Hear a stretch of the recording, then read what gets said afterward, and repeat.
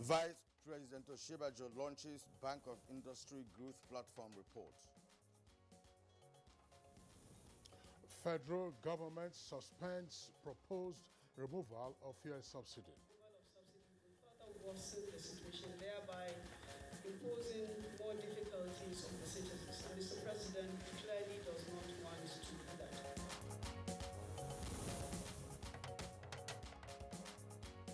Federal government set to begin implementation of natural gas for vehicles. Burden is not to be on you now. Already the funding is in place.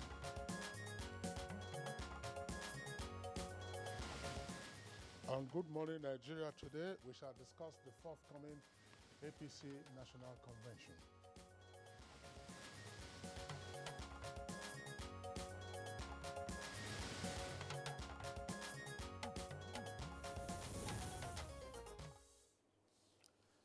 Article 25, subsection 1 of the APC Constitution stipulates that the National Convention of the party shall be held once in 2 years at a date, venue, and time to be recommended by the National Working Committee and approved by the National Executive Committee, subject to giving statutory notices to the Independent National Electoral Commission and at least 14 days' notice also given to members eligible to attend. Now, it is in this light that the party has, since last year, been working hard to organize a national convention. However, efforts of the caretaker and the Extraordinary Convention Planning Committee, led by the Yobe State Governor, Mai Mala Buni, are being realized with the fixing of a date for the National Convention, which is 26th of February 2022. Now, the announcement, no doubt, has gingered party members as aspirants for the post of national chairman, for instance, of the APC, have continued to declare their interest. And so far, 8 persons have formally signified their intention to contest for the #1 position in the governing party. As a build-up to the forthcoming national convention, the APC had registered over 41 million members, according to it, and these members are across the 36 states of the Federation and the Federal Capital Territory. Already, the caretaker and the Extraordinary Convention Planning Committee has released a timetable of activities for the convention. Now, according to the timetable and schedule of activities, sale of forms for aspirants vying for national positions will begin on the 14th of February. Other activities lined up ahead of the National Convention include receiving the interim report of National Reconciliation Committee, consideration and adoption of reports of state congresses, and inauguration of the state executives. Well, as the convention date draws nearer, the aspirants for the various positions have intensified their campaigns, while the party leadership has also heightened its preparation for a hitch-free exercise. How prepared is the APC for the February 26th National Convention? What should be done to ensure a successful and rancor-free National Convention? How will the ongoing reconciliation facilitate or guarantee the smooth conduct of the convention? These are some of the questions we intend to seek for answers as we engage some APC stalwarts on the forthcoming party national convention on Good Morning Nigeria. We are reaching you live on the network service of the NTA. My name is Kirian Umayo. Thank you for joining us. And I'm Kingsley Osadolo. I joined my colleague Kirian to also welcome you to the program, in the course of which we'll have our complimentary segments, and these include business and newspaper review. For now, here is Musbah Udan Wahab, who has the highlights of the morning news. Good morning, Musbah. Very good morning, Kingsley and Kirian. Now to the news, Vice President Professor Yemi Osinbajo has launched the Bank of Industry BIO's Growth Platform Reports, a nationwide infrastructure with a vision for sustainable economic growth for micro, small, and medium enterprises, MSMEs. Under the BIO's Growth Platform, there is also a plan to bring on board 25 million MSMEs beneficiaries by 2025. We can actually build systems that will serve everybody fairly and justly and bring credibility to government programs, especially government programs that involve handing out cash. And I must say that that bold vision was expressed in the most ambitious social intervention project in Nigeria's recent history, and as we've heard, possibly in Africa. Minister of Finance, Budget and National Planning, Zainab Ahmed, says the planned removal of fuel subsidy after June this year has provided in the 2022 budget is no longer possible. She stated this when she briefed the leadership of the Senate on the circumstances that led to the suspension of a 6-month subsidy removal plan.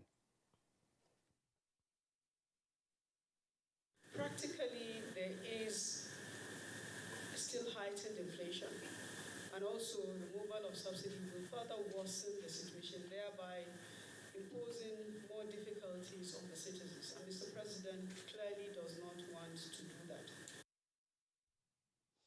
And the All Progressives Congress APC has welcomed the federal government's suspension of a planned removal of subsidy on petroleum products. National Secretary of the party's Caretaker and Extraordinary Convention Planning Committee, John Akpa Huduedehe, in a statement says the federal government took into consideration the fact that the removal of subsidy at this time will heighten inflation and cause undue hardship on the citizenry.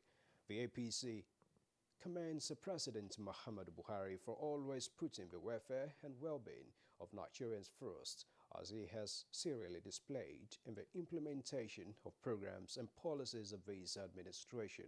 The party also applauds the cordial and healthy relations between the executive and the 9th National Assembly, which it says has ensured good governance.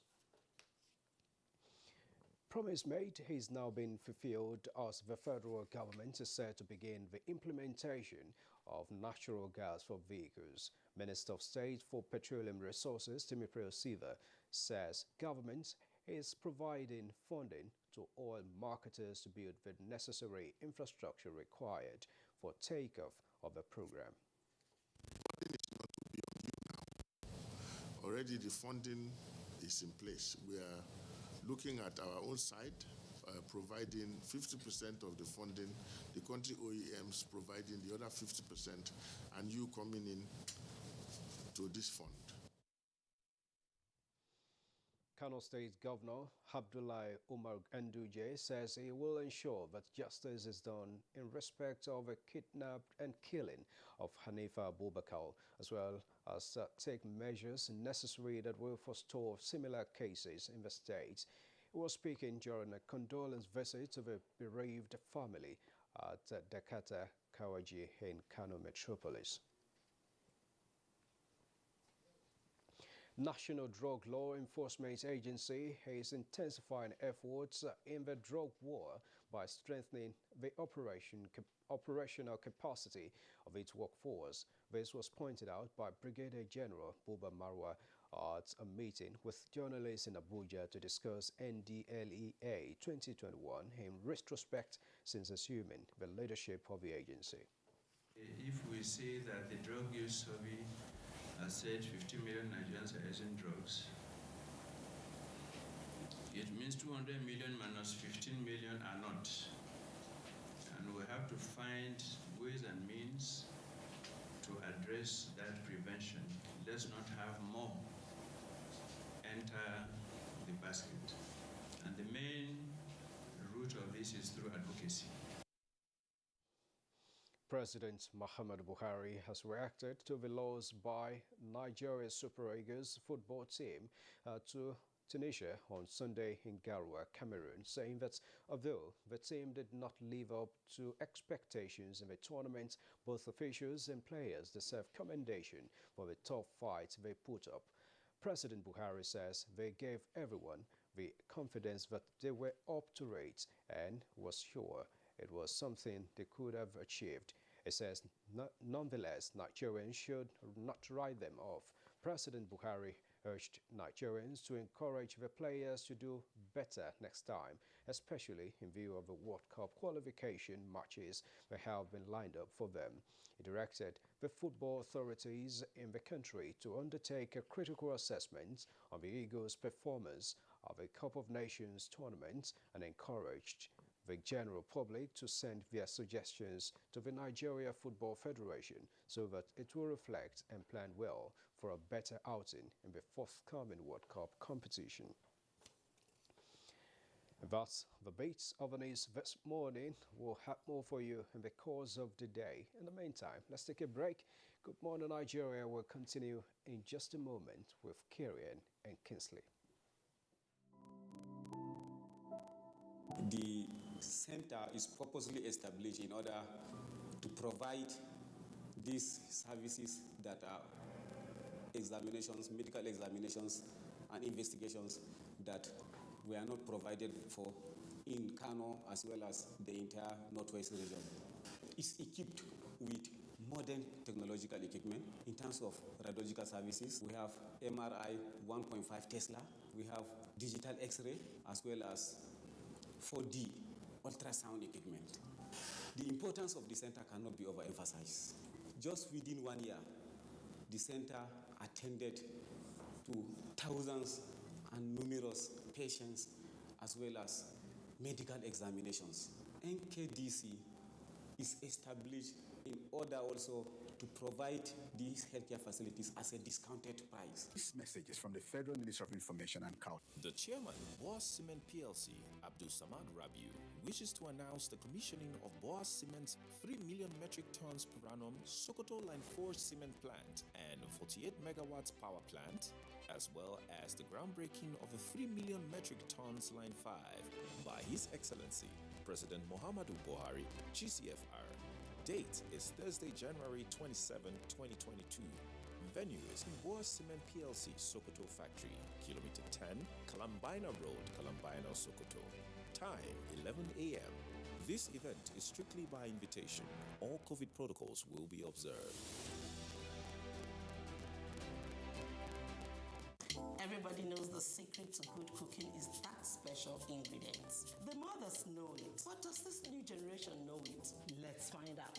Mothers, daughters, are you ready? Yeah! Let the cooking begin. Erisco tomato paste. Now we get home, now we get love, now we get children. We spice the world with a meal so great and so healthy. You know we've got your back. Oh, with Erisco, Rigico, Nagico. Ladies and gentlemen, food is ready. Food Erisco tomato. I love it. Nagico tomato paste. Hi, Nagico tomato paste. Good food for the body. Yum yum for the body. Erisco Rigico and Nagico tomato paste is made by Erisco Foods Limited, feeding Africans with healthy foods. Every harmattan, he falls sick so frequently and misses school often. I keep him away from junk food. She also feeds me apples. She says an apple a day keeps... If you want to keep germs away, then use Dettol soap regularly. Germs and disease spread easily during Harmattan. For this, use Dettol soap. Dettol protects from up to 100 illness-causing germs.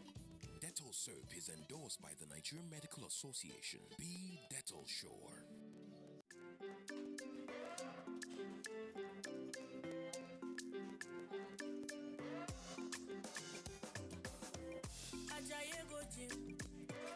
You won't go shake your body.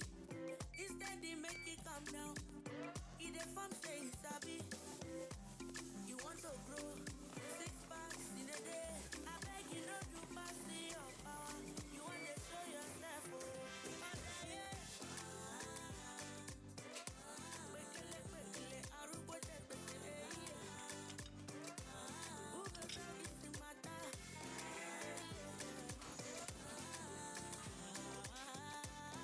Whatever your size, find it with the new Airtel data plans.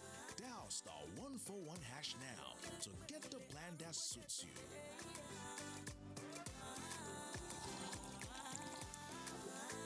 Airtel, the smartphone network.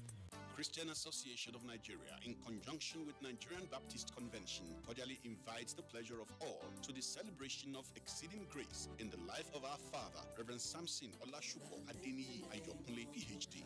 Highlights: 65th birthday anniversary, retirement Thanksgiving service, and launching of ministry. Date: Tuesday, 25th January 2022. Venue: Orita Mefa Baptist Church, Ibadan. Time: 11 a.m. Join us as we celebrate exceeding grace in the life of our father. Jesus is Lord. The 157-kilometer Lagos-Ibadan Railway is the first double-track standard gauge railway to be built in West Africa. The Mobolaji Johnson train station is a masterpiece, an infrastructure that is gradually becoming an iconic building in Lagos State. The modern facilities put the station on a world map of train stations. Likewise, other new train stations across the country built to world-class standards. The train and its convenience is indeed an admirable effort, with commendations from Nigerians. This is a station that we have to commend the federal government for putting a beautiful face, empowering us in Lagos State, not only in economic and political arena. I can say that I'm really impressed with the infrastructures in place. Kudos to the Minister of Transportations. Kudos to the federal government. Truly, good things are coming out of Nigeria, and the federal government is deserving of all the applause.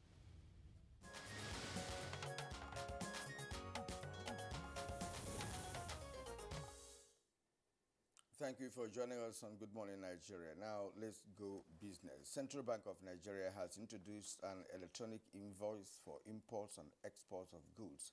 Let's now join Aleka Obanachi Arwa for the details. A circular released by the Apex Bank said the issuance of the e-invoice is to begin February 1st, 2022. The circular, signed by CBN Director in charge of Trade and Exchange Department, explained that no importer or exporter may effect payments to the credit of any foreign supplier unless the electronic invoice has been authenticated by authorized dealer banks, presented together with the relevant documents for payments. The introduction of e-violator and e-invoice replaces hard copy final invoice as part of the documentation required for all import and export transactions. It said that the suppliers and sellers' invoice must be submitted in electronic format and authenticated by authorized dealer bank as part of the documentation for payments.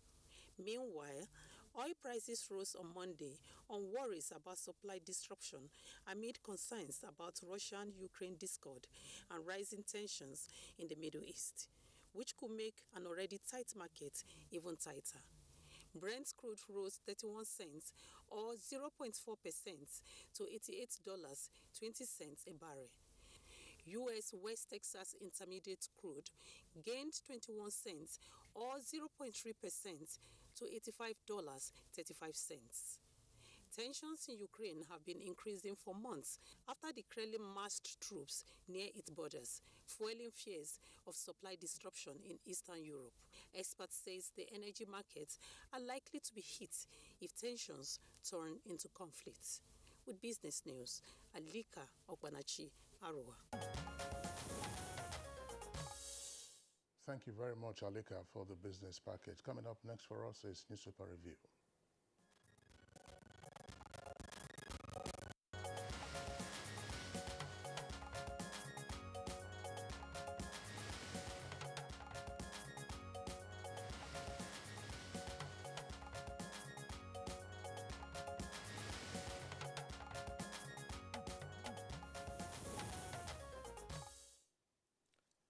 And we have Bayo Atoyebi here with us, as always. Bayo, good morning and welcome. Thank you, Kiri, and good morning. Good morning, Kinsley. Good morning, Nigeria. Now the newspaper review. We have about three newspapers here this morning. First, let's begin with the Punch newspaper. Above the name flag of the Punch, federal government probes online banks over breach of customers' data privacy. That's on page 29. Auto gas, federal government convert 200,000 vehicles, plans 580 fueling centers. That's on page 29 as well. Also, All right, on page 8, we have court issues warrant for Desiani's arrest over failed extradition. Federal government, local currency debt to hit 44 trillion naira in 2022, says a report. That's on page 39. JAMB announces 2022 UTME registration rejects repentant cheats apology. It's on page 41. NBA petitions panel over conflicting political judgment names SAN lawyers. It's on page 2. The lead story this morning on the Punch newspaper, Labour set for protest. Federal government suspends subsidy removal. NBA warns government. There are 3 riders to that. No going back on protest. We observe deceit in new twist, says Labour. Removal suicidal now. Federal government's action political for 2023 elections, according to NBA. Subsidy removal timing wrong, says Minister. Lawan begs unions. All right, the photo story is a coalition of civil society groups. Well, the report says the group wants a southern presidency in 2023. Power rotation is sacrosanct, according to them. Coalition storms PDP APC secretariat, demands southern president. Wait to 2027, WC tells Southeast, sells Atiku for 2023 presidency. That's in page 19. 45-year-old Zamfara school owner arrested for operating as a lawyer. Suspect blames COVID-19. That's on page 8. Ex-speaker Dogara stripped of Bauchi traditional title. That's on page 19. 5-year-old Hanifa Kano revokes private schools licenses. Killer proprietor remanded. It's on page 4. Residents allege bombing of Taraba Catholic Church. Police finger fleeing kidnappers. That's on page 4 as well. Fan kicks as customs controller breaches airport security, seizes gate forcefully. All right, Kinsley. Okay, the lead story for the papers, obviously, is about the petrol subsidy, which the federal government has now announced will continue to stay. And that's it for the Nation newspaper. Right in the midsection of the front page says government. That's the kicker. Petrol subsidy stays. And policy 8 times says Finance Minister. Lawan urges Labour to shelve protests. Now, the front page also has a sidebar indicating the timelines of the lead up to the announcement yesterday of this suspension of the proposal to remove fuel subsidy. You can see that November 12, 2021, Finance Minister announced subsidy removal plan, then 5,000 naira palliatives for 40 million Nigerians. December 17th last year, NLC announced nationwide protests and rallies planned. December 19th, Labour Minister said Federal Executive Council has not authorized subsidy removal. And January 5th this year, Finance Minister reaffirmed during budget breakdown that subsidy will be removed in June. And January 19th, Senate President said President Buhari never directed that subsidy be removed. So you have other details on page 4 of the paper. And then let's go below that headline and say, SAN and 6 lawyers face sanctions over conflicting court orders. You beg to build 3.6 billion naira smart schools in 6 zones. And the story that Kirian read earlier is also here. Bauchi Emirates suspends former Speaker Dogara. Fintiri unveils pension scheme. We'll go above the name flag, and they have other headlines. Gunmen kill 2 policemen, 3 others in Niger and Ondo. Murder of 5-year-old Hanifa. Governor revokes private schools' licenses. School burnt and suspect arraigned. JAMB fixes April for UTME. UN, AU, and ECOWAS condemn coup in Burkina Faso. Zamfara employs 110 tutors. And 3 listed for National Merit Award. That's on page 3. Bayo. Thank you, Kinsley. Let's start with the issue relating to fuel subsidy. The federal government has shelved planned subsidy withdrawal, which it has planned for the end of June 2022. The Minister of Finance and Budget and National Planning, Zainab Ahmed, announced this during the meeting with the Senate President Ahmed Lawan. the Minister of State for Petroleum, Timothy River, and head of the agencies in the petroleum sector were also in attendance. In her explanation, the Minister of Finance said consultation with stakeholders make it clear that it is not the best time to remove subsidy. Practically, there is still heightened inflation. Therefore, the removal of subsidy will further worsen the inflation situation, thereby imposing more hardships on citizens. And with that story, that she said no going back on protest according to Labour. Is it necessary again to go on strike when the government has shelved the idea of removing a first subsidy? Is it necessary to back on it? If the cause of the strike is because of the proposed subsidy removal in June, and if it has been removed, the normal expectation is that the strikes will be shelved. But I'm surprised that TUC and NLC are still insisting. They had given indications that from January 27th and 1st of February, the two of them respectively are planning on strike. Meanwhile, the Senate President, Ahmed Lawal, I think it's necessary to has clarify. appealed to Neither the TUC nor the NLC planned a strike. What they planned is a protest. Protest, that could be by way of rallies, marches, demonstrations. And demonstrations. If you go on strike, it means that's work stoppage. But we do know that sometimes from marches and protests, it will graduate to work stoppages.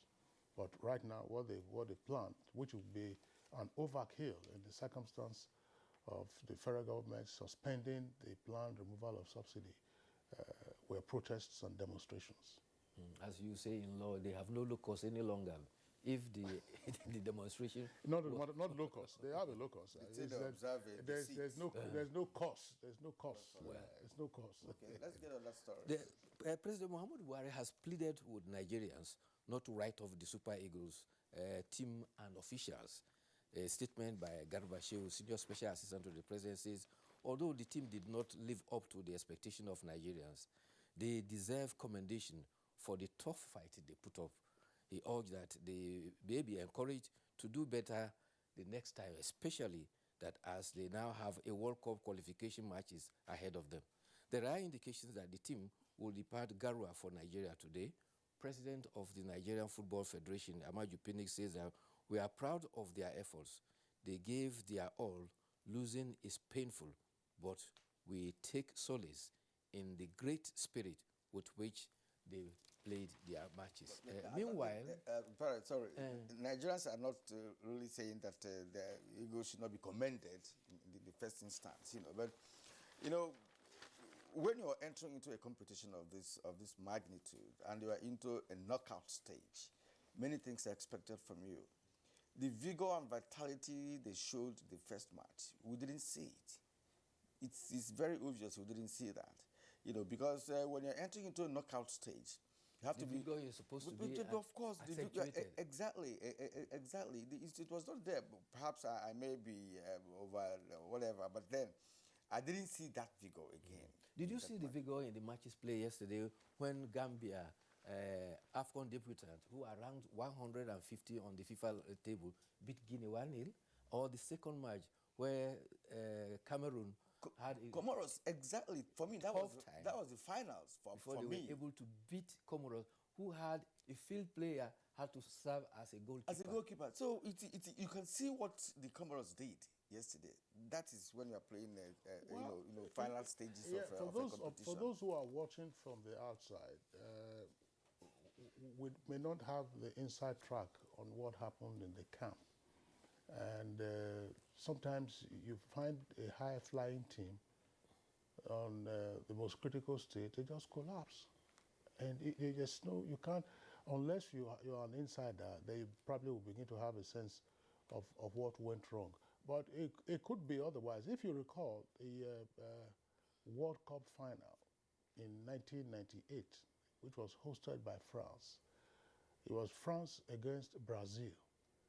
Brazil were favorites for that tournament. You had Ronaldo playing for Brazil, and other top players for the Brazilian side. And all of a sudden, the French boys, Thierry Henry, and all the big names that we later came to know and later associated with French soccer supremacy. They were all sparkling. And they just overcame Brazil. Exactly. So, because they meant business, they were business-like, in that encounter. They said, look, we're hosting and we're winning. That was the spirit. At a tactical level, I know that there are 200 million soccer coaches in Nigeria. Yes. Every person being a soccer coach. But what is the mentality that you adopt at the round-robin stage? And what is the mentality you adopt at the knockout stage? Round robin being the group stage. Yes. The round robin stage, there is yet another day with the 3 matches. But in the knockout stages, it's either you win or you are going home. Exactly. Unfortunately, yesterday after the Cameroon-Comoros match, there was a stampede at the Olympic Stadium. Unfortunately, about 6 persons are feared to have died, and over dozens of them are already gone to the hospital. The Confederation of African Football says that they are investigating the circumstances. Meanwhile, the Secretary General of CAF, Veron Mosengo Omba, has visited the injured supporters in hospital. Lagos State has a new commissioner of police, the person of Abiodun Alabi. He has assumed duty already. He took over from Hakim Odumosu, who was recently elevated to AIG, that is Assistant Inspector General of Police, and redeployed to Force Headquarters. He's now to be in charge of federal operations. The new Commissioner of Police, Alabi, until his appointment, was also Commissioner of Police in charge of admin, force, criminal, and investigation, as well as intelligence at Abuja. He has his job cut out for him. Just only last Thursday, thugs were clashing at the Lagos Island. Already, some members of the transport union have been arrested as a sequel to that clash between boys that are described as thugs. Some call them area boys, some call them omonile, people who take laws into their hands. I thought Hakim Odumosu retired after he was elevated as AIG. He stayed on the job as Commissioner of Police in Lagos to round off his service, because it was only a short time between his elevation and his exit on mandatory retirement. Not that he's been redeployed to the Force Headquarters. What a double check on that, yeah. But can you speak to this? Coalition storms PDP, AP secretariats, demands Southern president. Well, all this is about 2023. People are perming where they think the presidency to be zoned to.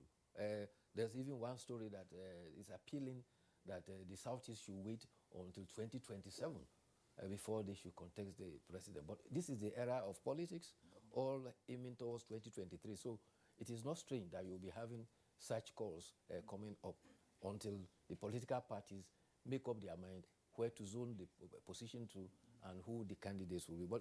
But meanwhile, you remember Noble Kids Academy, where the proprietor is complicit in the kidnap, receiving ransom, and killing of a 5-year-old girl. Well, they were arraigned in court in Kano yesterday at a magistrate court. He had 2 accomplices, one male and one other female. The magistrate has remanded them in custody, in correctional custody, until the director of public prosecution completes the case. But meanwhile, in the early hours of Sunday, persons suspected to be youth set the Noble Kids Academy ablaze. Kano State government had already closed the school, and they have also revoked the licenses of all private schools, subject to review. Well, I thought that was a commendable step that the Kano State government took yesterday. Yes. Because if you recall, we had referenced it in our newspaper review segment as to who regulates scrupulously the operations of private schools. It's as if you get a license to function and then it's a free market. You can do how and whichever way you like, and nobody comes to you. Because in the case of Hanifa, the proprietor said he was owing the landlord, and so he had to kidnap and ultimately murder a pupil after collecting ransom of 6 million to be able to pay rent and other activities. So what they have done, I think, is an example for other jurisdictions, other states, to say it is not sufficient to issue a license. There ordinarily should be recertification processes, maybe every year, maybe every 2 years, and spot checks, unannounced.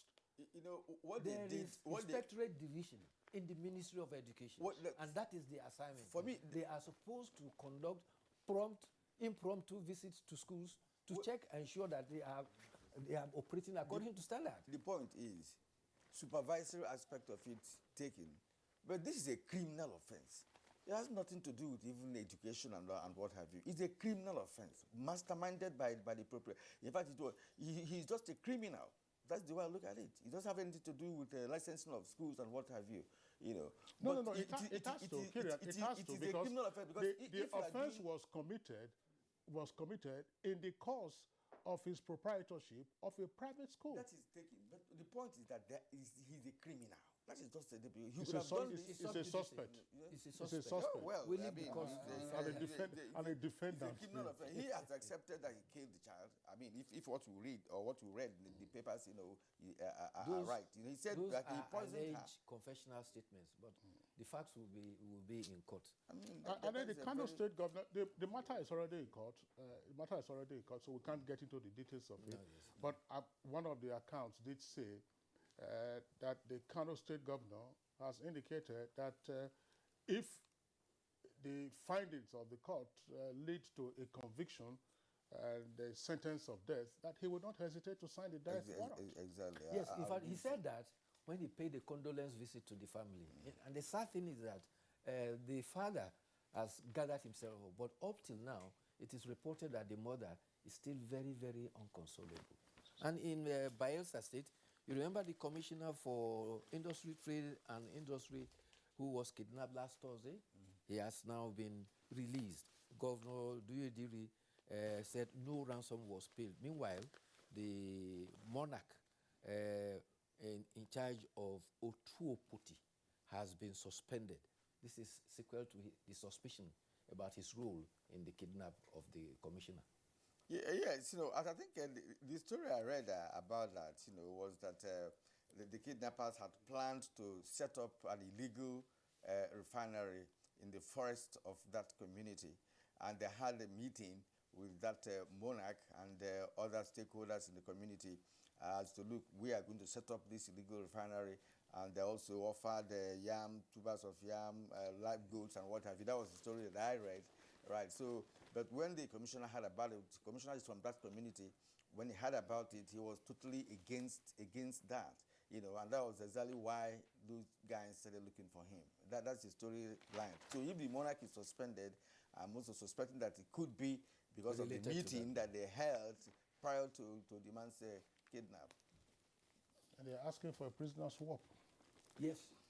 That's, all right, Bayo, thank you for being around. Thank you.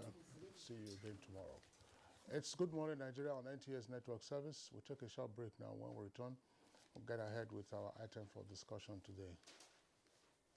The Nigerian aviation sector is rapidly growing with the construction of new international airport terminals in several regions of the country. The new Murtala Mohammed International Airport has an estimated passenger increase of 30 million annually and 15 million for Nnamdi Azikiwe International Airport, Abuja.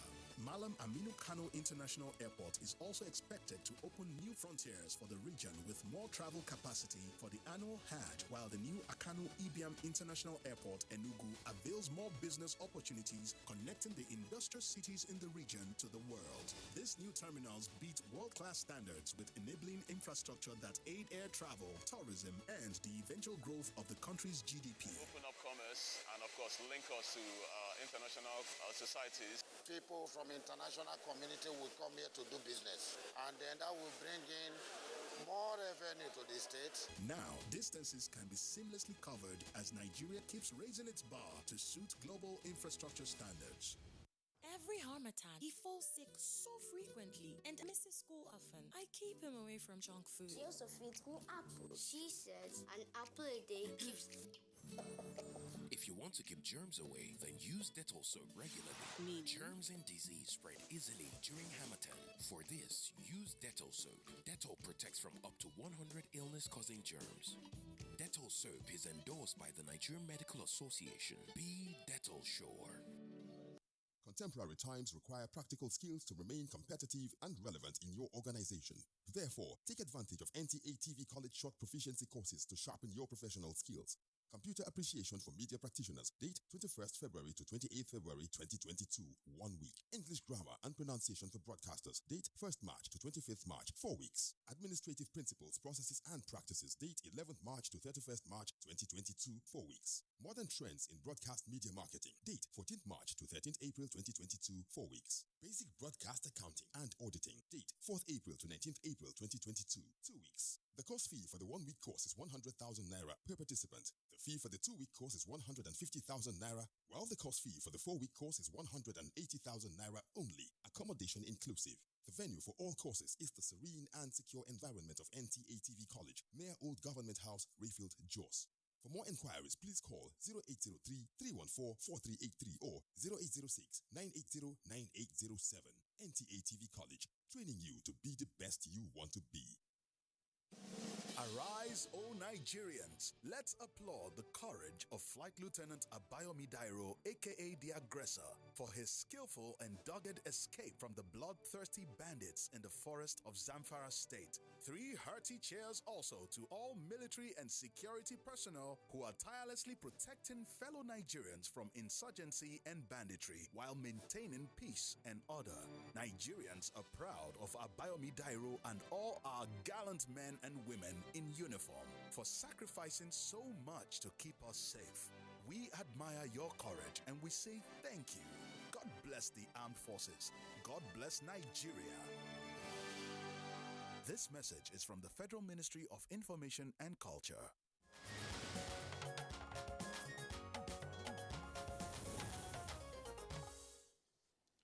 All right, preparations are in progress for the APC National Convention scheduled for February 26th.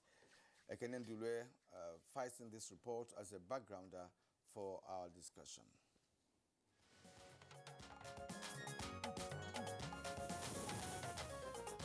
2023 is another election year when Nigerians are expected to elect a new president, governors in majority of the states, as well as members of the national and state assemblies. Political gladiators are already gearing up for the polls, while consultations and intrigues have started playing out across the various political parties. Ahead of the general elections, the governing All Progressives Congress is expected to hold its national convention to provide new leadership for the party. February 26, 2022 has been fixed as date for the convention, and key players are already campaigning for various positions in the party hierarchy. Despite the party's expression of readiness to conduct the national convention, some party members have expressed concern over some issues threatening unity within the party.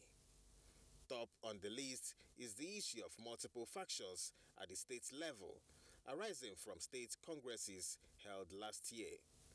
However, the national leadership of the party has published the list of recognized party chairmen across the states, except for Anambra and Zamfara states, where there were no elected state chairmen. To douse the tension brewing in the states, the party constituted a reconciliation committee to reconcile all factions ahead of the national convention. The issue of zoning party national offices is also one that key players are watching out to see how it plays out. On this episode of Good Morning Nigeria, guests will be speaking on issues around the APC National Convention.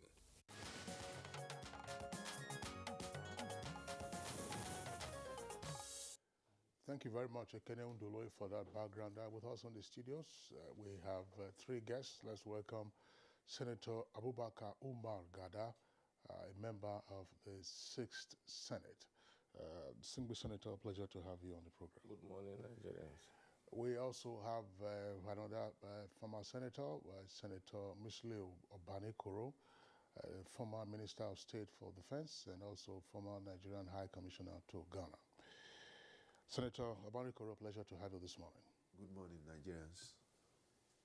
We also have here in the studio for today's conversation, Sir Friday Nwanozie Nwosu, legal practitioner and APC chieftain, former two-time governorship aspirant in Abuja State. So it's good to see you this morning. Good morning, Andy. Good morning, Nigerians. All right, gentlemen, once again, a pleasure to have you join us. But let's have an understanding of why party conventions, particularly conventions of political parties that are the ruling party. We saw a bit of this when the PDP was in charge about 16 years. Some of their conventions were contentious. And now that the APC has been in charge for nearly 7 years, the convention has equally been contentious. Why is a political party national convention such a contentious matter in the Fourth Republic? Let's begin with Senator Abubakar Gada. Good morning, Nigerians. See, managing political party is by any implication managing human emotions, sentiments, and agitations. Size matters when you are managing those emotions. So it is very normal to have such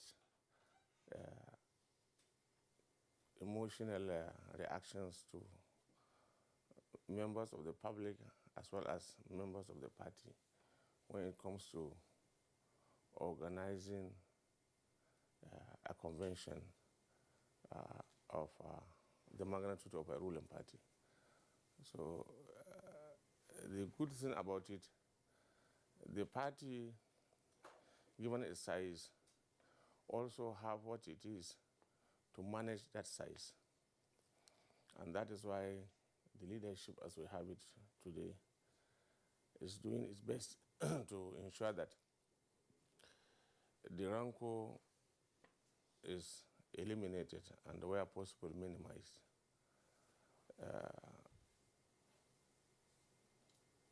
So there is no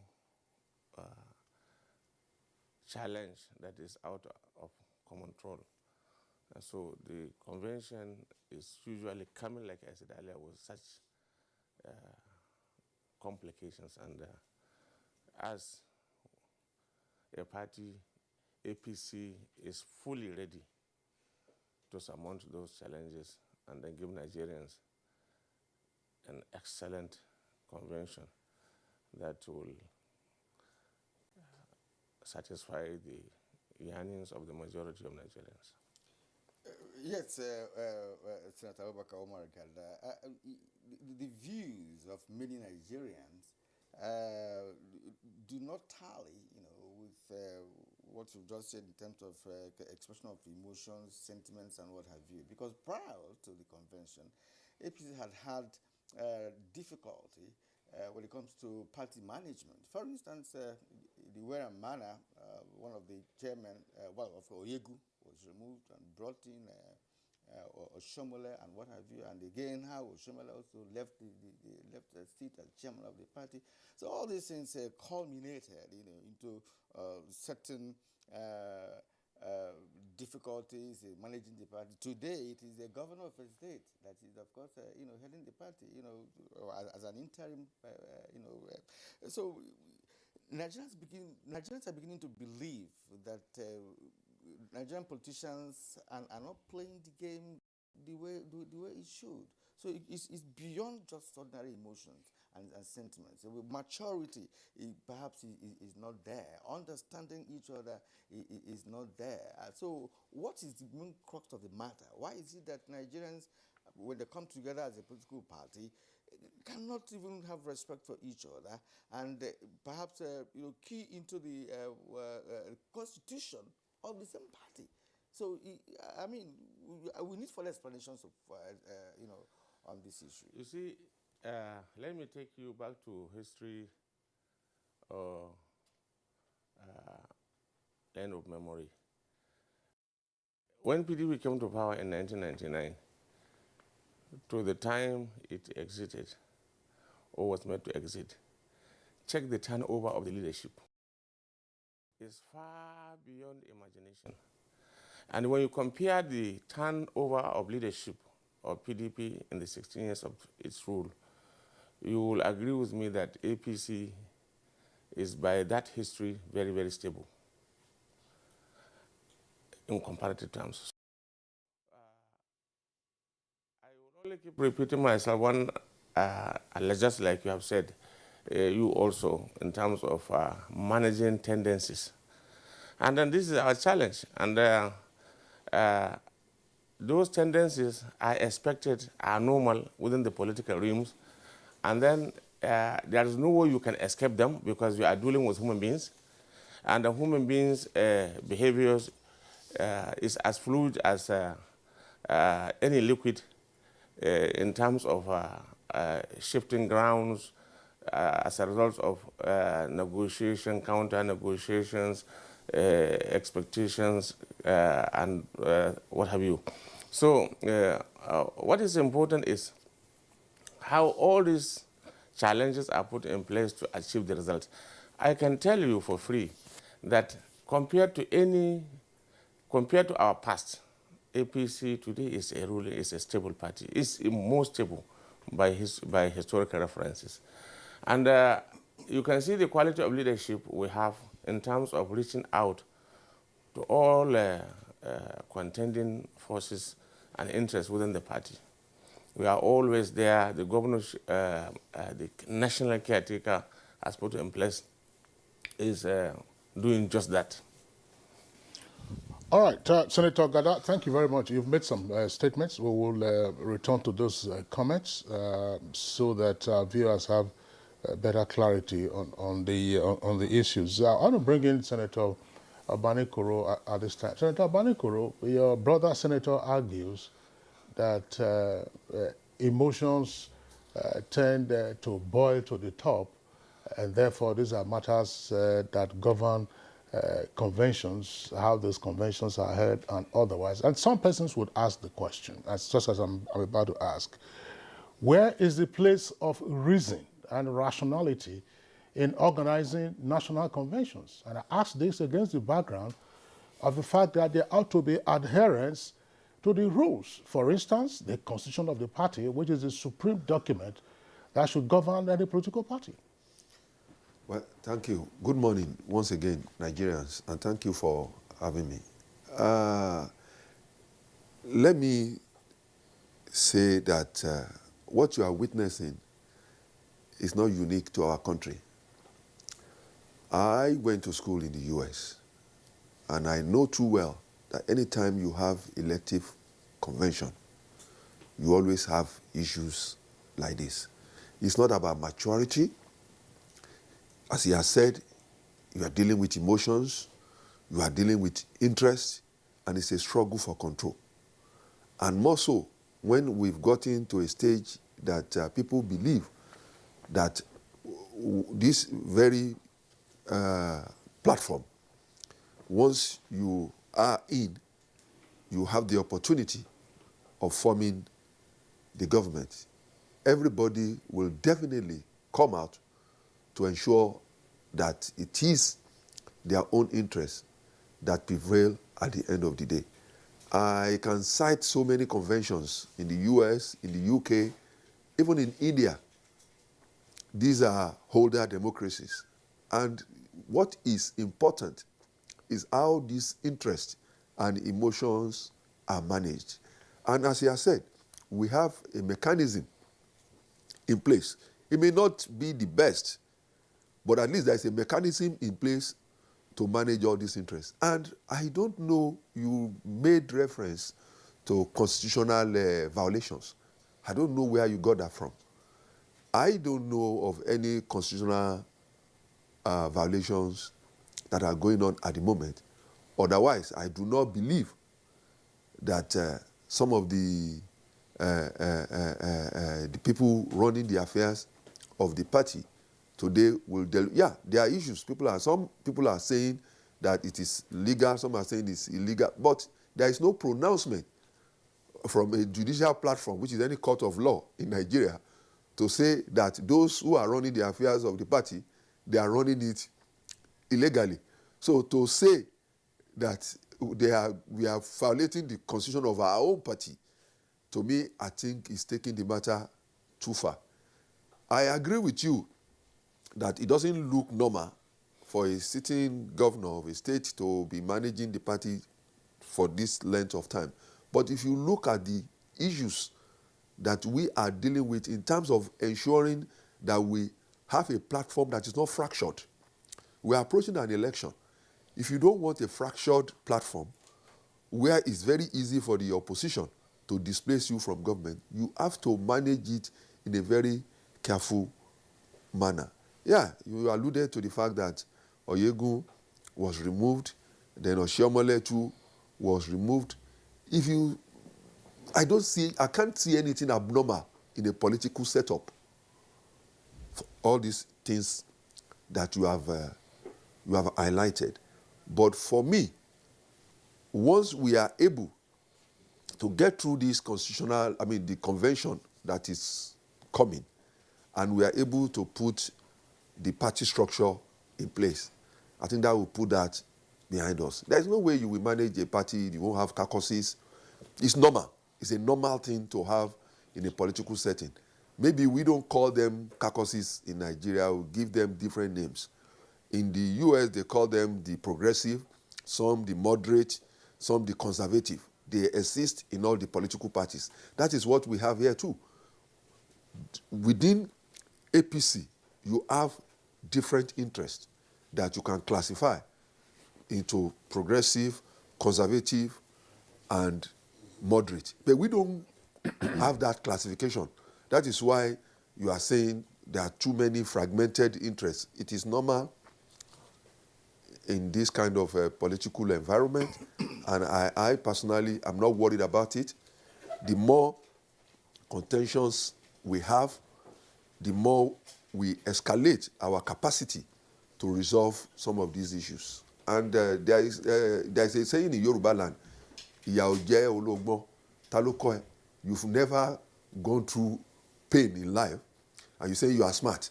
How can you be smart? You acquire that experience over time. I think that's what we are going through now.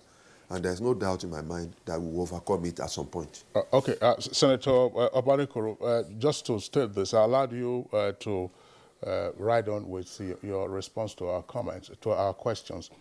I did not make an assertion about the breaches of your constitution. The question I framed was in regard to reason versus emotion and rationality. That's to say, the activities and actions of a political party ought to be governed by the bylaws of the party itself. And the most important bylaw you have will be found in your constitution. That's to say, the constitution of the party. So whether there's an infringement or otherwise is an open question. But the very fact of having a caretaker in charge of your political party is almost analogous to what we find in the case of local governments. You were once a local government chairman. Correct. The Constitution stipulates in Section 7 that local governments shall be democratically elected. And there are court decisions now saying the idea of a caretaker local government is anti-constitutional. That's right. So that's the point in which, context in which we're saying that, why doesn't a political party follow its constitution? And I'm telling you categorically too, that there is nothing that we have done that is outside the constitution. Definitely, there are people who are not happy with the situation that we have. I am not happy. I don't like a caretaker when we can have a substantive. And that is why we are moving towards a substantive elected positions for all the party office holders. Effort is being made. It's not that I'm sure the governor must also be tired. Governing a state and managing a political party is not an easy assignment to manage. But when you have an unusual situation, it requires an extraordinary and unusual effort. And that is what you have seen And that is why everybody is working assiduously to ensure that February 26th does not fail. All right. Thank you once again. I just picked up one of the things that you highlighted, which is that it is normal to have a fragmented interest. More so, APC is an amalgamation of three or more parties, ab initio. And even till now, some of those members from different parties that formed APC are still maintaining their original interests, before they joined the APC. So we're seeing it being played out by court actions and all of that some of the members have been taking, since this issue of caretaker committee, caretaker chairman, started. It's over a year now. That has been a caretaker, and one would think that it's too long a time, for you to have a caretaker running a party, especially a ruling party. Let's bring in Sir Friday Wanozie Nwosu, who is a chieftain from Abia State, that's the eastern part of the country. Well, it does appear that this fragmentation is more deeply, seated in the southeast of Nigeria. Because in some states in the southeast, we have 3 party chairmen after Congress in the zone, and till last week, for instance, Enugu, that I know very well, had 3 party chairmen, and they said, look, they are trying to reconcile and they see how they can emerge with one chairman. But in one of those reconciliation efforts, one person lost his life, right? So why has it become so cantankerous, especially in the south of Nigeria? Is it because, of course, it's a struggle for control? Thank you very much, Kilian, and thank you, Nigerian viewers. It is not true to say that there are 3 chairmen or 2 chairmen or 4 chairmen anywhere, whether in the southeast or not. There can only be one chairman that emerged from the Congress, the recognized Congress of the party. The law is that when the national executive or the national leadership of the party, of a political party, has conducted its Congress or its primary election for any elective position in the party, that is the Congress. That is the primary. Not one organized by any other body excepting the National Executive Committee or the panel or the committee of the primary or the Congress established and sent by the National Executive Committee of the party. So there can be 2 chairmen or 3 chairmen contending in a state that this is the chairman, this one said this is the chairman, this one said this is the chairman. No, it can't be true. The chairman, the authentic chairman in that state is the chairman who emerged from the Congress of the party, organized by a committee set up by the National Executive Committee. I can go back to what happened in my state sometime in 2016-17. Some 3 persons were contesting for the governorship of the state under PDP. The governor was sitting. A court gave judgment in favor of another person who went to try to get certificate of return, and one other person was still contending, and the papers were reporting 3 governors in Abia State. It was not true. The governor remains the governor that has been elected by INEC. So in this case, I can tell you that there are no 3 chairmen, that there is only one chairman elected by the committee, the Congress committee set up by the national.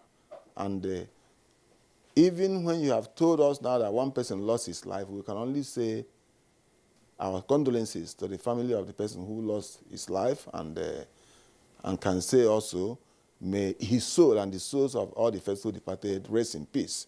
But as for 3 chairmen contending, 4 chairmen contending, there is nothing like that. if the party organizes its primary or the congress, and you go to your house or go to your village square and organize something like you call congress, I can tell you that thing is no congress. It's nothing even near to any congress. So there is no contending of 2 chairmen, 3 chairmen, 4 chairmen. No, there is only 1 chairman. And whatever are the contentions. Yeah, but you do know, Sir Friday, that what happened in Zamfara in the 2019 elections is a pointer. And what also happened in Rivers is illustrative of the question that my colleague Kirian asked, where you have multiple state committees, and then they go to court. The one that conducted the primaries, if it is the authentic committee, that's the one that gains supremacy. I think it's against that background that Kirian posed the question that you appear to have too many parallel executives after many parallel congresses. Anyway, that is the work of the Reconciliation Committee set up by the caretaker Extraordinary Convention Planning Committee led by His Excellency Maimala Buni, who I say has always exhibited the Midas touch in whatever he does. The National Caretaker Committee led by His Excellency Maimala Buni has been doing all in its powers to reposition the party from the situation he met. Before he came, I mean the national chairman now, the interim national chairman now, Maimala Buni, before he came, the party had a lot of problems, which cost the former elected chairman his seat. And he came in, has been doing a lot of things, organized a registration and the enlargement of the party, for which we are now up to 40 million members and more. He has conducted the world congresses, local government congresses, state congresses, and very soon now the state chairman will be inaugurated. And I can tell you that the party is on course to the convention we're expecting. And whatever contentions you people are witnessing from where we are not witnessing it will be resolved. And if there are such contention, because there is something to gain, there is something to share. I mean, a party that is ruling the most populous country in Africa cannot be docile. People must be contesting. But when you are contesting and contending, you do so according to law. And the national leadership of the party is the referee to say, this is what we have accepted. I can tell you, gentlemen and Nigerians, that by the time the convention of the party is organized as scheduled, that all contentions will go. Because once the party has taken its position officially, every other person will fall in line. Among all these contestants and contenders, who has left? Nobody. Because they have expectations of good things to come. So if I know of some parties that when they organize their convention, some people will be somewhere and say they're organizing a birthday party. But this one, we're expecting, will be very, very fundamental, will be very, very showcasing of the excellence of APC conventions. The convention of 2014 was excellent, better than all that has been happening in the party you said there was the ruling party before. The one of 2019 was also a very good example of a successful convention. This one we're expecting in February will be a watershed, will be a successful exhibition of political maturity of the leaders and members of APC. Good. It's indeed good to hear that word, political maturity, which is what Nigerians are expecting. Well, to say that people are not leaving the party, I don't know, because what we see, people are leaving, we are from Lagos, Just yesterday we saw that some party members are moving away from APC and so what have you. But that's not the matter for They today. call them Lagos for Lagos. Lagos for Lagos. All right, now let's go to the convention proper. Senator Omar Gada. We hear that APC might adopt a consensus approach against election, what have you. How about 6 persons who want to, be the chairman of the party? What is playing out, in the caucuses, from different parts of the country? What is playing out? What should Nigerians expect? My brother, I had wanted you to mention the other options because consensus is only one of the options. We have the issue of direct and indirect. I will urge you to recall that an electoral act was passed by the National Assembly and transmitted to Mr. President for assent.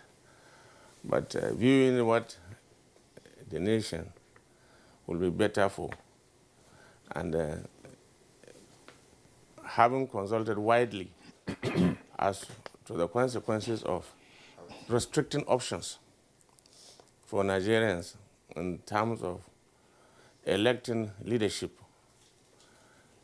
and whatever also require such processes.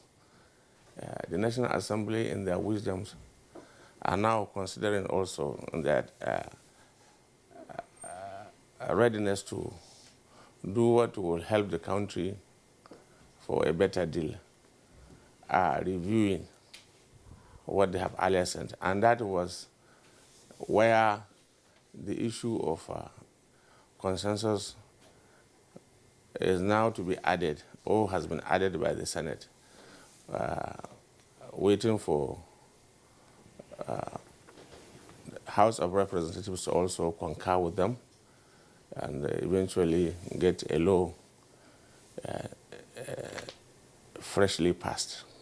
So consensus, by what it means, is a situation where all interests, all contending, conflicting interests in a given situation come together to agree to go one way. That is to say, they are accepting to be in harmony by eliminating conflict to allow one particular individual to emerge in a particular position. So consensus is one option. The other option is putting all the members of the party, all of them, card-carrying members, to come together and participate in the emergence of leadership or particular position to be for elective purposes. And the midway is indirect, where it's neither the consensus in terms of absolute harmony, nor the direct in terms of absolute contentions, but you now have electoral college, which election will now be carried out by the delegates. These are the options. We have 3 of them. And time without number, we have had experiences where each of these was tested. In the last 2019 elections, we have had states who accepted, who wanted the leadership of the party then to allow them to go for direct. Some canvassed and sought for indirect, and that is what happened. So the new term, which is adding value or adding more stability to the entire process, is added, which is consensus. And don't forget, these are terms that cannot, are not enforced. When you have a situation where people see that, look, this guy that we are, you look at these individuals, all of the people concerned will come together and say, look, by the informal discussion that this is the way to go. And eventually, it will come to pass. Does it mean that, as it were, the party has not decided on what to adopt, whether it's a consensus, direct or indirect? No. The party cannot. That will be decided. No, the party has not, as we are talking now with you, okay, party has not decided which option to adopt in terms of who becomes or who will emerge as National Working Committee members.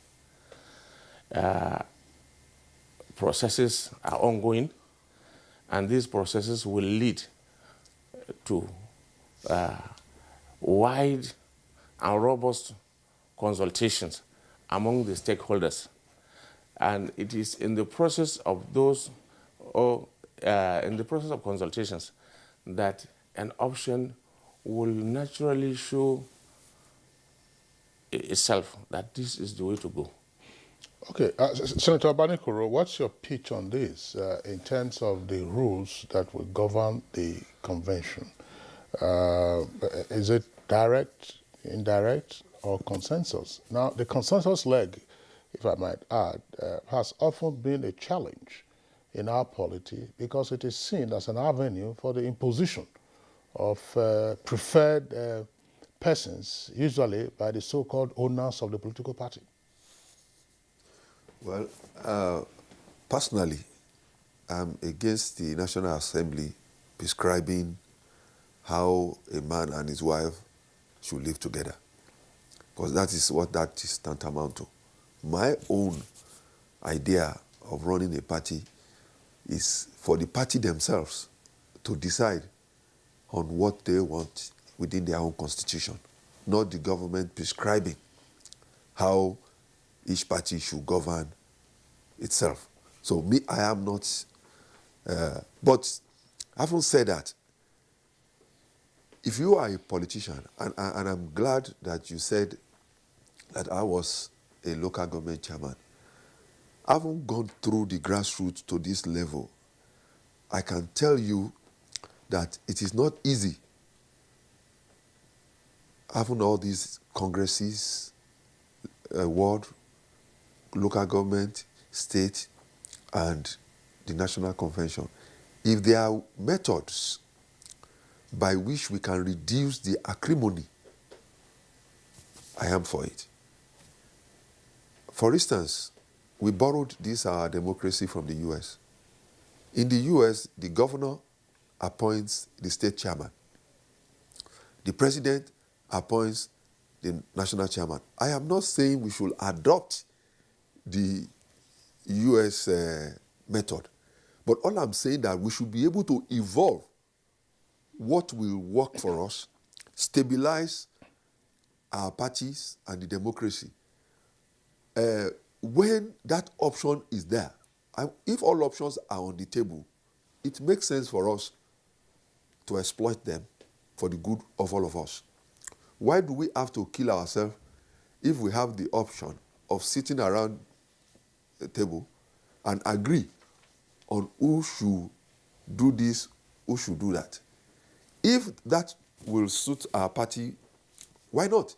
I don't see anything wrong with it. Yes, we've raised the issue of people lauding individuals on. You see, we forget that politics is about interest. If your interest is not against the overall well-being of the party that you seek to serve, I don't see anything wrong with that. As long as competence is not jettisoned, there is nothing abnormal about working towards a consensus to avoid crisis, to avoid instability, to avoid unnecessary spending, which sometimes make people want to, which sometimes turn to a do or die situation when people have expended so much and they can see the money, whatever energy, financial and otherwise, burning away. Then they resort to whatever it is either to disrupt the process, abort the process, or create chaos to ensure that peaceful outcome does not exist. So I'm for consensus if we can do it in a manner that contending actors will sign on to it. What are the mechanics of achieving consensus? I think that has always been a point with the political parties or members of political parties. From the outside, what we do know is that, fine, if a party member was deemed to be a front runner, and the owners of the party say, no, we don't want to give this ticket to you, or we don't want to give you this position, there will be an alternative. So we could placate you by some other gravy train, XYZ. But tell us, what are the mechanics of consensus? How do you, who decides ultimately? Well, before, I think I'm hearing this thing, you've said this thing repeatedly, and I want to correct that. The owners of the party, we are all owners of the party. No, this is not a bank, and it's not a private owned something. It's our own, it's all of us. And I want to also let you know that one way or the other, we all have input on the outcome of these leaders, whether you want to believe it or not. We listen to noise from the emanating from the local government, from the state, and nationally. We do. We know some figures who are popular at home, popular nationally, and these are the things that we encourage. It's not that some owners will just sit somewhere and go and bring someone that is unacceptable to everybody. Even if you can talk about we have influence at various levels, and those who have a higher influence will probably reach out to others and get them to support their position in coming to a consensus. It's not that somebody will just sit in his house and come out and say, hey, everybody must sign on to this. It's not done like that. We usually consult extensively and ensure that people with capacity, we look at everybody. And where you have people with similar or close competence, what you do in that instance is tell, okay, you know what, let this one go for this. Why don't we suggest that you go for this? So there are so many things that comes to play. It's not that we just wake up and say, yeah, this one must go, and that is it. No, we consult extensively because also we are mindful of the fact that if sufficient consultation does not go into it, people will resist. And the resistance is not what you want. So that is why you go out of your way to bet. Sometimes when you have 100%, maybe you have 70% that will sign on. Well, in that kind of situation, you will have majority. And once you have the preponderance of the people clamoring for the same thing, you go for it. Then sometimes the 30% will now make the loudest noise to create an impression that if the 70%, what they are doing is unpopular. That is not usually the case. And that is what you, media, will lash on. You will lash on the 30% and ignore the 70%. Well, I don't know why you are, well, I use the word scare, when my colleague mentioned the issue of ownership. Parties are not run without funds. When you talk about ownership, there are people who are funding the parties. There are no two ways about that because the parties have to operate. For instance, you're organizing a convention. People are going to come to the convention. Somebody is paying for something. Such persons perhaps have the kind of influence that you are talking about. I understand the fact that, look, one has to have the competence and other qualities before he can become a consensus a candidate. But the mechanics, which my colleague talked about, is, of course, for Nigerians to understand how do you now narrow it on one person? Because you can have about 10 persons that have competencies, right? So how do you now say it is this person? Is it by way of the person's contribution to the party in terms of funding or what have you? Well, let's leave that apart and bring in Sir Friday Mosu once more on this issue of methodology that the APC wants to adopt, in determining the persons that will, of course, be in charge of the party in the next couple of years. What is your own view of this? Should it be direct primary or indirect primary or consensus? What do you think will serve the party better, considering the fact that, of course, the party had a history of, changing chairmanship and chairman and other key figures, in the party hierarchy? I don't know about that history. The history of changing chairmanship and other things. I don't know about it, and I don't know from where you are getting it. If the party you people are now idolizing is anything to go by, we know what happened in the time past. But APC has always maintained respected its elected officials. Maybe once upon a time, a chairman has become what my people will call agamev. And you want the leadership of the party to allow him run the party aground. No. If they ask such a chairman, he should go and find other thing to do. But as for the present, the upcoming convention, yes, the options are there: direct primary, indirect primary, or that's by delegate and consensus. Any of them can be taken. But let's talk about the consensus. There is no one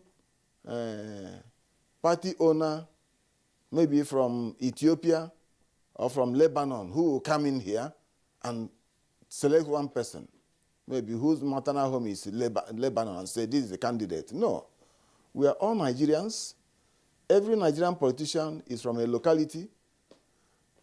These things are done from the local to the state to the national. If the candidates show themselves, and there is no law against any candidate going behind to tell other candidates, one after the other, please, this thing, I have this potential, I have this thing I want to do, please, I beg you, step down for me for this time. I'm older, I have so and so thing to go and do. If I don't do it now, it may not be possible, or one thing or the other, you persuade others, please step down for me.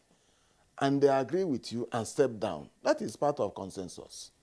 If you have done so, a candidate or two have done so, and narrowed down the rate of contention, maybe 10 persons are contesting, then one or two go behind, preaching to others, please step down for me, and they are stepping or they are agreeing.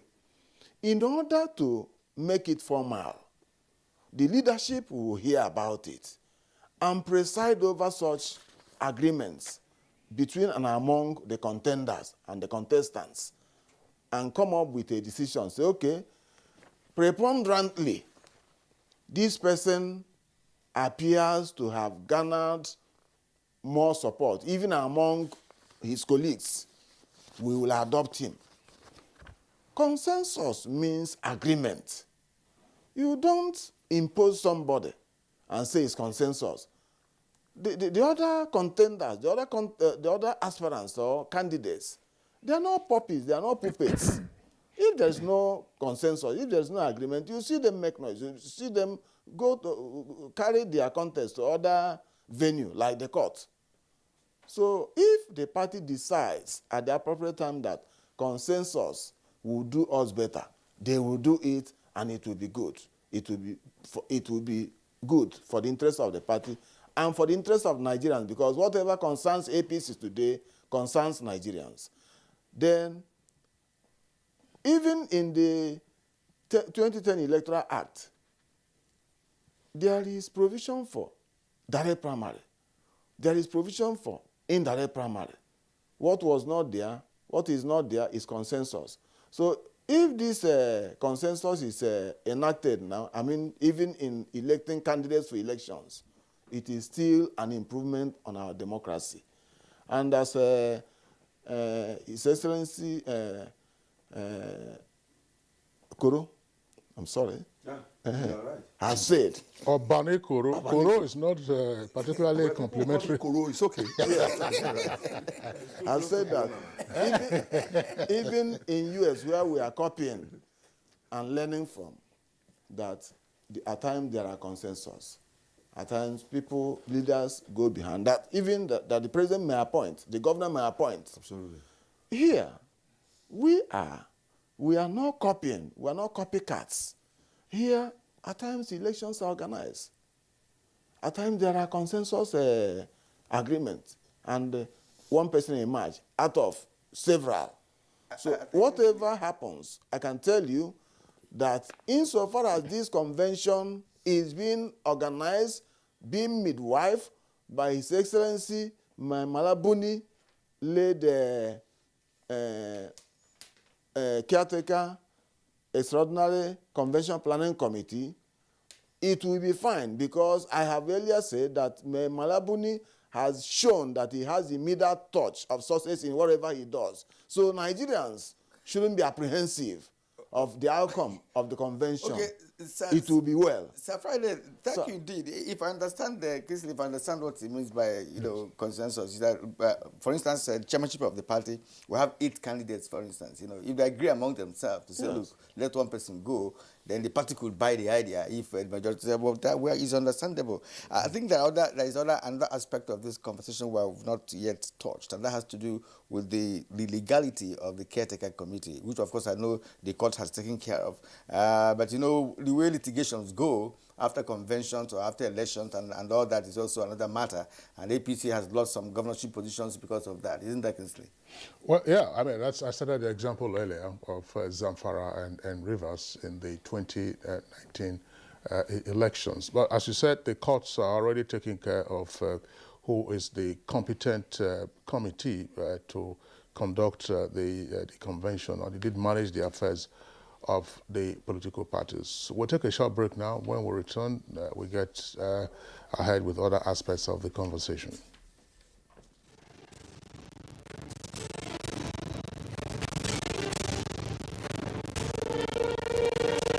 Finally, the hero of Nigeria's democracy has arrived. He shall usher us into a new phase of development, peace, and prosperity. He is the father of the new Nigeria, His Excellency President Muhammadu Buhari, GCFR. Welcome to another season of giving Nigerians hope yet again. We are sure of a great future for both ourselves and generations yet unborn. We look forward to your leading us as a nation into our manifest destiny. Though the challenges against us as a people are many, we know that your leadership shall set us on the right path to our greatness. A new dawn beckons on us all, and having you as our president is a precursor to this. Thank you for believing in Nigeria. This message is from the Nigerian Television Authority, NTA. Since coming into office in 2015, the Buhari administration has recorded unprecedented achievements in all sectors, especially in the provision of infrastructure, which is the key to economic growth. Never in the history of this country has any other administration done so much with so little. I recall that when this administration came into the office, the price of crude oil, which provides for 80% of Nigeria's budgetary revenues and 95% of foreign exchange earning, dropped drastically, thus reducing the amount of resources available to the federal government. In spite of this, the administration has continued apace with massive infrastructure developments. This message is from the Federal Ministry of Information and Culture.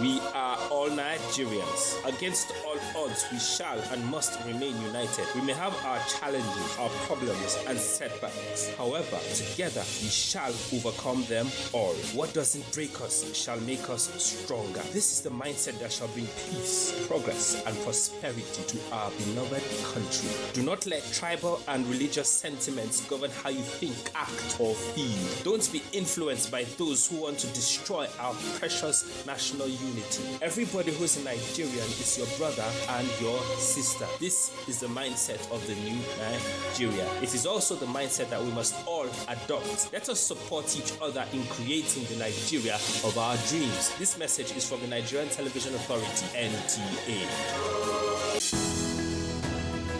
The Council of Our Fathers. My advice to these young people is please do not take us back to those harrowing days.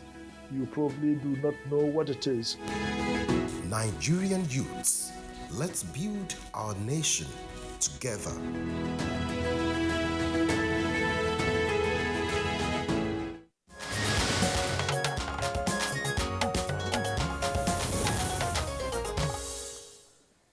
All right, you're welcome back, and it's still Good Morning Nigeria live on NTA's network service. We still have all our three guests with us in the studios discussing the forthcoming APC National Convention and matters related thereto. Just about a month now to that convention. Senator Abubakar Gada, well, this is again part of the tendencies that we saw in the past.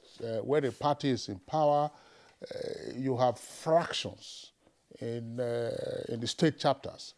And then you have disagreements when congresses are conducted and state executives are supposed to be elected, parallel congresses here and there.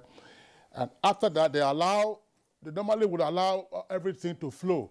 Then later the national body will say, okay, either we're having an appeals committee or we are setting up reconciliation committees. They will be going from place to place trying to settle that. But it's still playing out to some extent in the APC.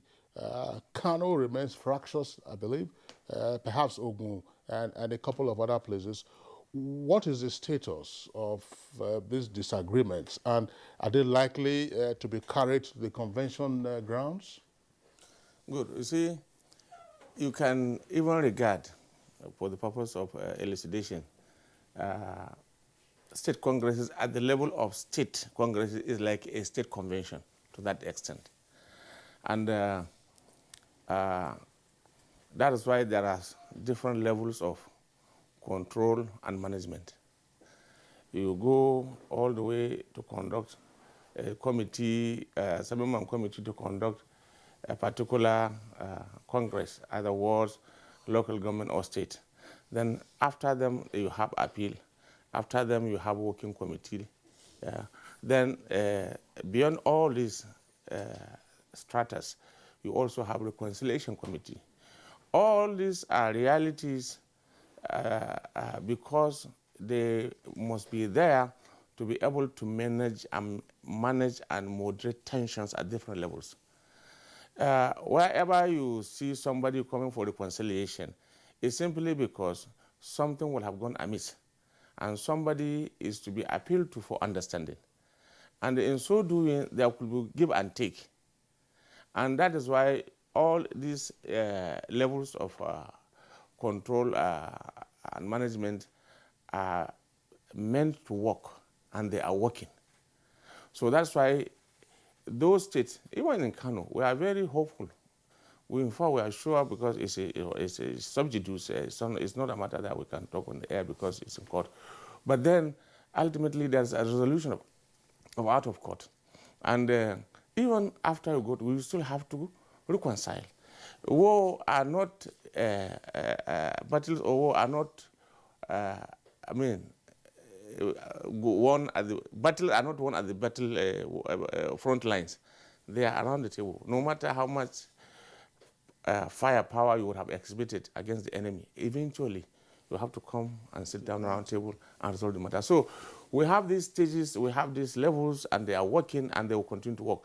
And we will continue, the way you observe things and then bring them to our attention also help stabilizing the system, because you are an integral part of the society where good governance it's everybody's business, regardless of what is your chosen career.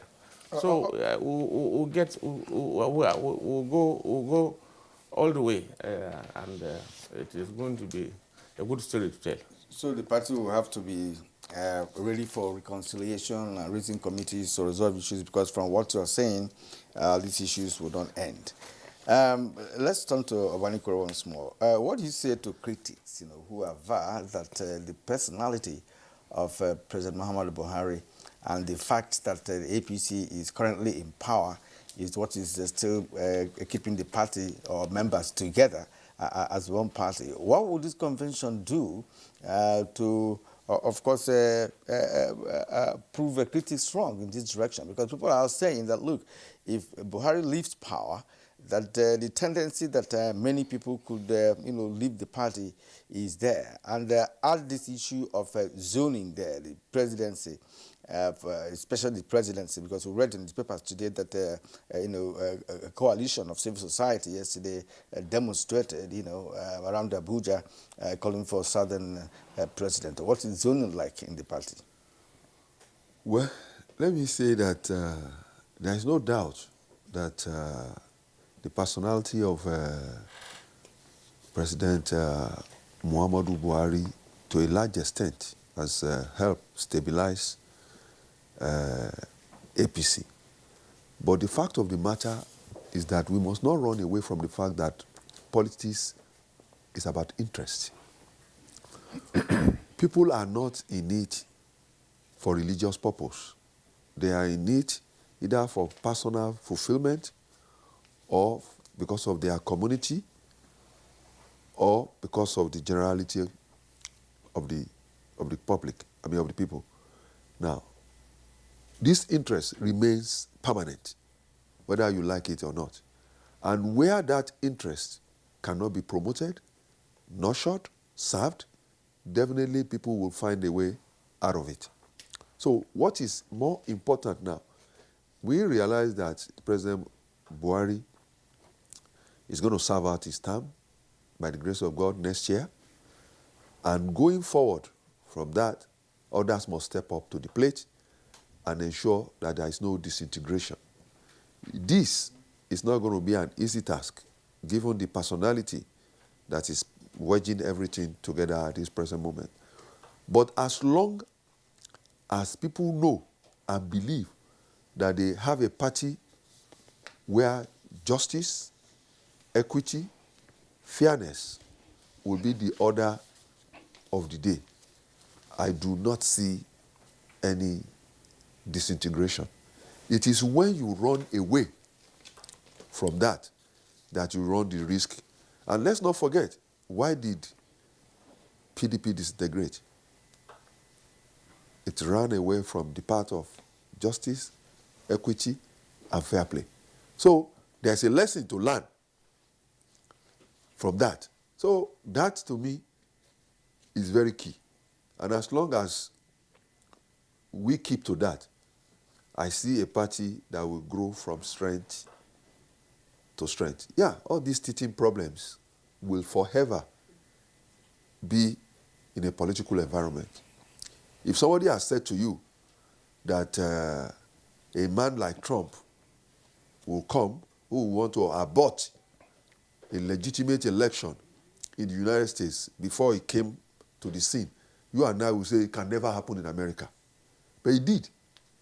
They almost had annulment of a legitimate election. That shows how human beings do things. And it's also a reflection on emotions and what have you. So all these things must be managed. And once they are properly managed, I do believe that there will be no reason for us to have a party that will completely eclipse after the tenure of President Muhammadu Buhari. I was just wondering, distinguished Senator Obanikoro, I mean, part of your response, you did say that PDP disintegrated. Was that a slip, or you want to correct it or reaffirm it? The PDP is still a going concern, No, even though now in the opposition. No, when I say disintegrated, I didn't mean went out of existence. No, yes. They lost power. When you lose power, it's a form of disintegration. You cannot, and you and I know some of the issues that led to that. I'm not a member of your party, so well, I do. The media people, you are more on top of this game than even with the practitioners. Yeah. So even if you want to pretend as if you don't know, I know fully well that you know why what happened in 2015 happened. All right. Thank you very much, Senator Badekolo. But back again to Sir Friday. Sir Friday, now there's a journalist, since we're talking about journalists, Alistair Sparks, a South African journalist who wrote a book, When Mandela Goes, to say what happens to South Africa, what happens to the ANC. We might as well frame the question, when Buhari leaves, what happens to the APC? Is this the convention that should stabilize the party after President Muhammadu Buhari takes his leave next year? You mean the convention of February? Of course. Okay, very good. I can tell you that His Excellency President Muhammadu Buhari has been a stabilizing factor. But we also know, as human beings, we are bound to grow old, we are bound to die, we are bound to leave office. I want to state it categorically that this party will not and cannot disintegrate because President Muhammadu Buhari completes his term and retires. The party will still be intact. Like the South African journalist book you are talking about, President Nelson Mandela has retired and died. The ANC is still the ruling party today in South Africa, and South Africa is still growing. They've not gone back to apartheid. They've not asked the white to come and take over because President Nelson Mandela had died. So in this, our contest, I can tell you that President will go and the party will continue to grow from strength to strength. Particularly in this convention, like I told you, that the caretaker chairman of the party, His Excellency Malabuni, has always done things successfully, has always achieved success in whatever he is doing. He was party secretary before, he became governor, and when the party was about running into crisis and more crisis of the party leadership or party executive chairman then wanting to chase away a sitting governor, and the party intervened and some disciplinary actions were taken, and this committee was established under the constitution of the party, so that there was somebody among between you who said that we just elected people. This present caretaker extraordinary convention planning committee is established under the constitution of the party by the executive committee of the party. So, by the time the convention is come and gone and we have elected our next executive, whether by direct, indirect, or consensus arrangement, the party will take off from there to pursue the next round of election and also to see the exit of His Excellency President Muhammadu Buhari and the stability and continuity of our party. For those who are wishing that APC will disintegrate when President Buhari goes, they better wish something better. They better change their wishes. Okay, I'm not cutting it short, but time is of essence here this morning. Now, this issue of zoning, which none of you, I asked Obalikoro that, but he didn't say anything to that because it's another contentious issue. We're talking about zoning. What is the place of APC in terms of zoning? presidency, chairmanship, secretary, and what have you? Or have you not arrived at that yet? And again, if I may ask you, Sir Friday, what is the Southeast bringing to the table? Because I'm not sure. We talked about a Bonny state or so. It's the only APC ruling governed state in that part of the country. What are you bringing to the table at the convention? Don't forget Imo. Imo is there. and Imo, exactly. Imo, yes. Imo. And more will come before convention. That is 2 over 5. That's 40% of Southeast as it stands today is APC governed. Okay. And very soon, by 2023, I can tell you, we will not only be 40%, we will be at least 80%. And as for what the Southeast is bringing to the table, you can see some people from the Southeast indicating they want to be president under APC. And you are talking about zoning. Zoning is not iron cast. Zoning is at the time of decision. At the time of decision of the party, they will decide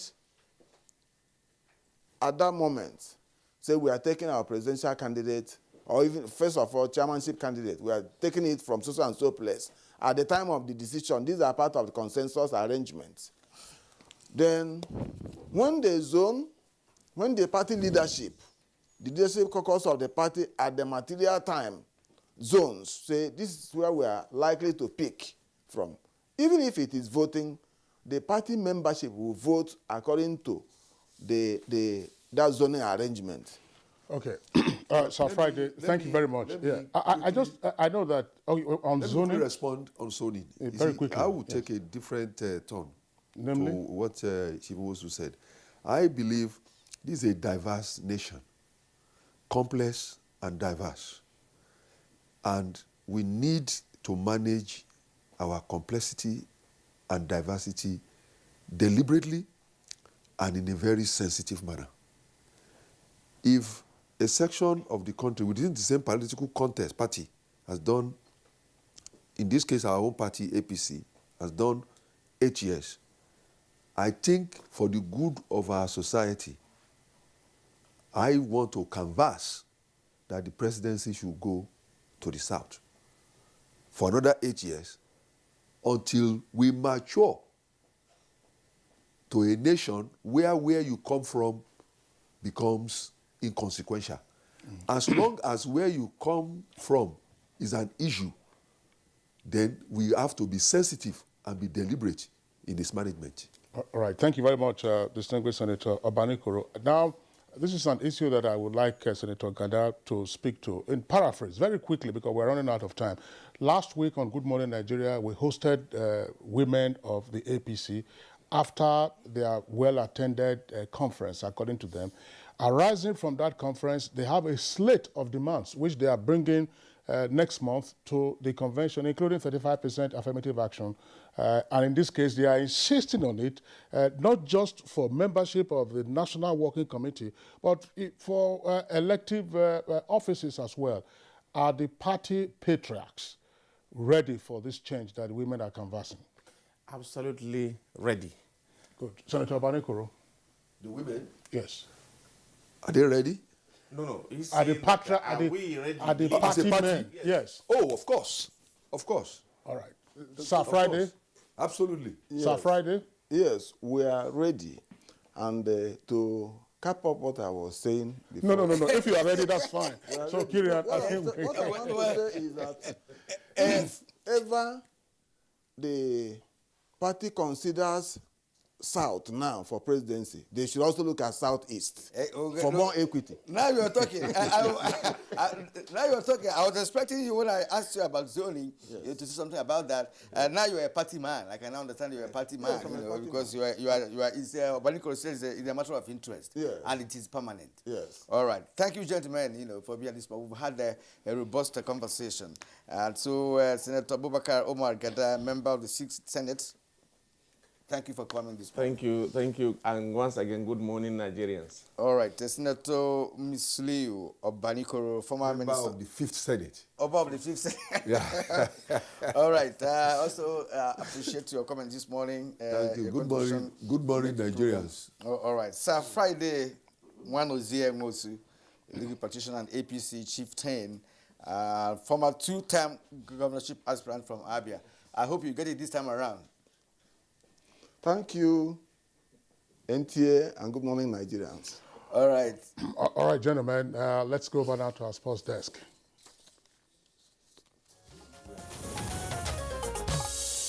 In what has been nothing